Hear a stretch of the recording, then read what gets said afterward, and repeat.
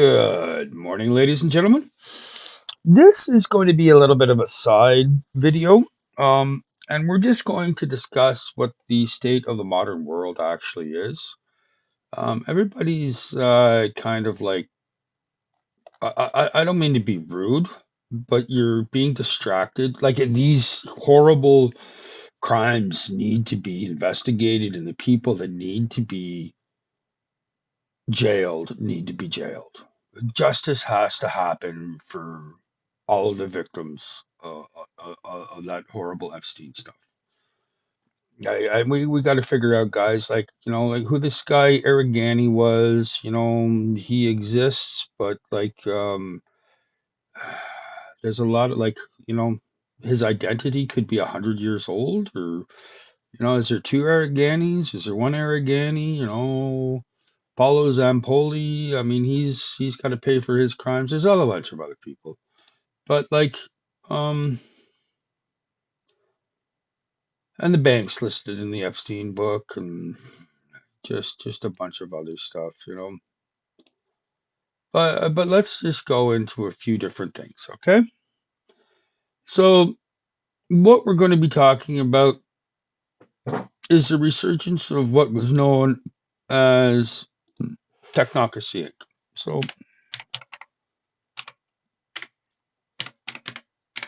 Technocracy Inc. So we're just going to do that. The technocracy movement. So, you know, Elon Musk's maternal grandfather was a member of this organization. Um, really, you really gotta sort of take a look at who they are. Opus Dei and the technocrats and the modernization of Spain. And then uh, this is from Berkeley. I would recommend that you download this and read it. And then this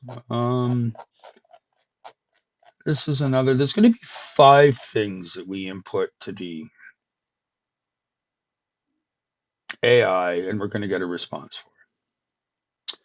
And it basically revolves around Opus Dei, technocracy movement of the 1930s and 1940s, and what that looks like in a modern context, because that didn't go away. Elon Musk's maternal grandfather, was a member of that organization. Yeah, all of this shit with like Peter Thiel and the Tech Bros of America and shit like that, man. That's the resurgence of the technocracy movement. So what I've done in this conversation, and you okay? So this is the most dangerous document circulating on the planet today. Uh, I encourage everybody to read it, download copies, and pass it out to people that can understand it. If you can't fucking understand it, like it's just this explains the tariffs and all the rest of the shit, you know. So, anyways, where we go. So, Opus Dei, a strange pastoral phenomenon. So I've condensed that into a PDF for myself. Where is it? But the District of USA Society of St. Paul, condense that, put that into, or not condense it, just straight copy out text, put that into a LibreOffice open document, and fucking put it into your AI. And download this. You can just download the PDF. It's fucking free. Copy this link from Wikipedia for the technocracy movement.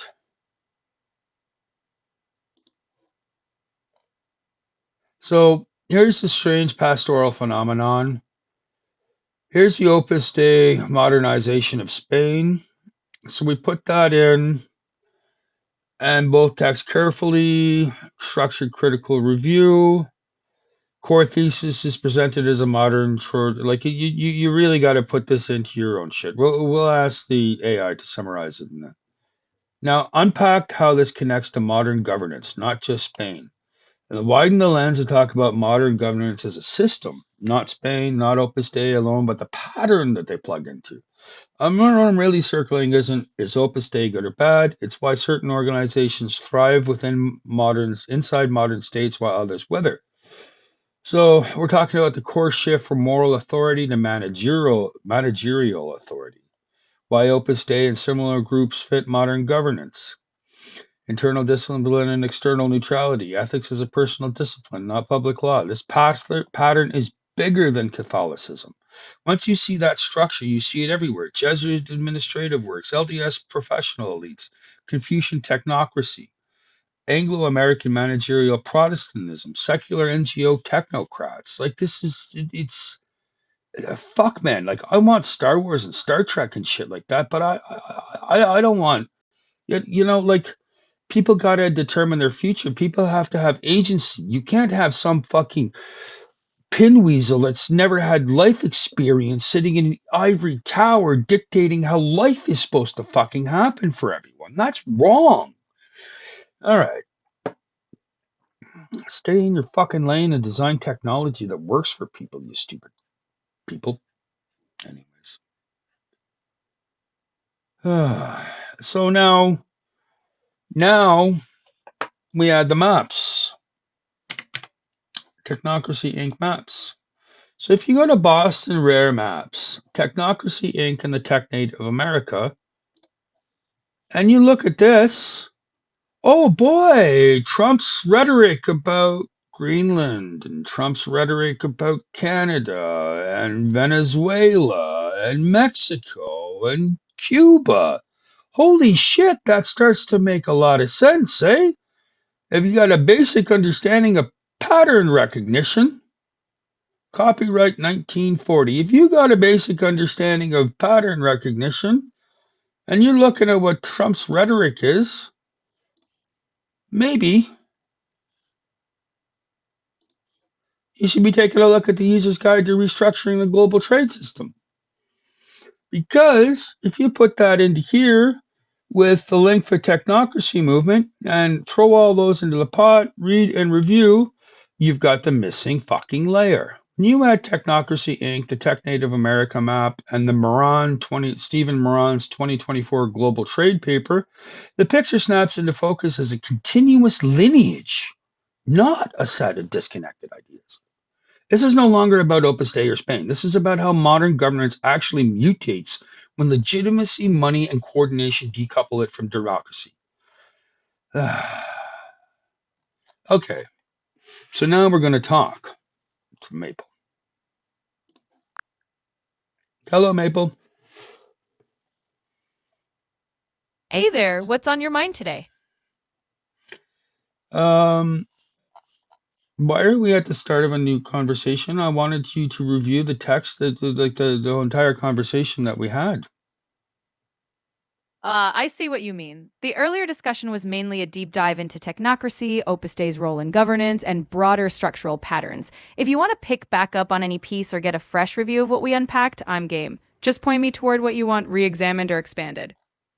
Why can't I scroll up and see what I input to make sure that I input the right parameters for the conversation? Yeah, I get how that could be a bit of a hiccup. In this setup, you can't scroll back through everything once a new chat begins. But no This stress. isn't stop. This isn't the nudes chat. This is the continuation. I've just added, anyways. Whatever. Funky weird shit.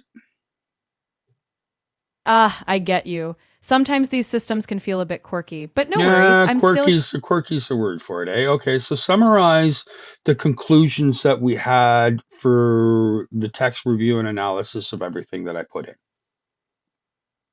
Absolutely. The big takeaway was that technocratic governance, whether via historical movements like Technocracy Inc., Opus Dei's role in Spanish modernization, or modern economic strategies, all share a pattern. They prioritize expertise, system stability, and elite management over democratic input. In short, modern governance often runs on systems maintenance, where technical operators, whether religious, economic, or bureaucratic, keep things running, while legitimacy and mass politics fade. In essence, it's all about who can manage complexity, not who holds ideological truth. Okay.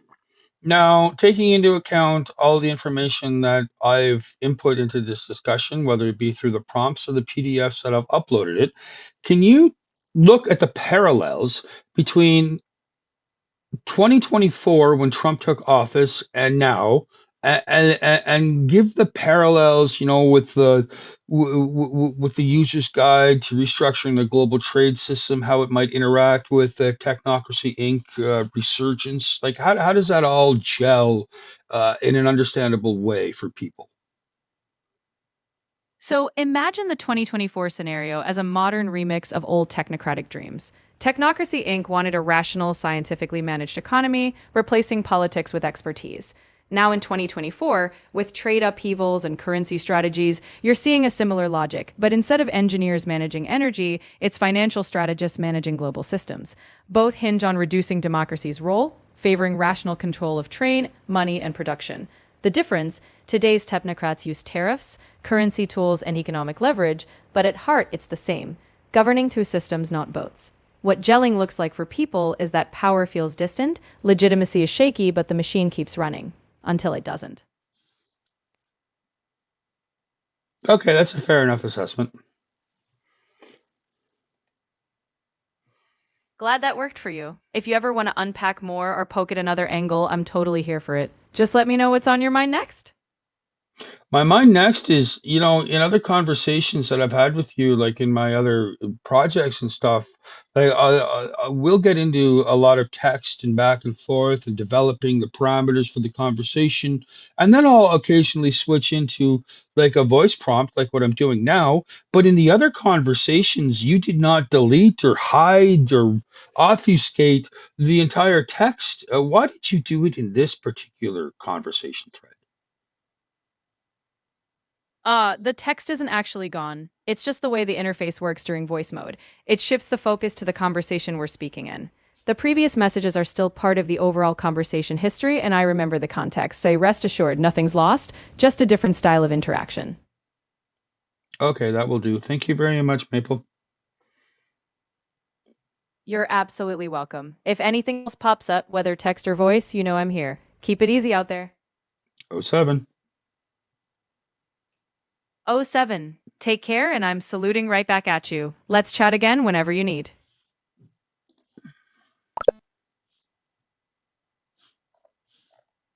Okay, yeah, okay. So I didn't understand that where um conversation tightens when we're talking in text. Anyways, yeah, so that's about technocratic governments and the resurgence of the technocratic movement in the 21st century. Thank you very much for your time, ladies and gentlemen, and other people. Have yourself a great day, and God bless you, or whatever you believe in. Fuck, I'm like agnostic at best, so I don't know. Sometimes I want to punch Gog and cock, whatever.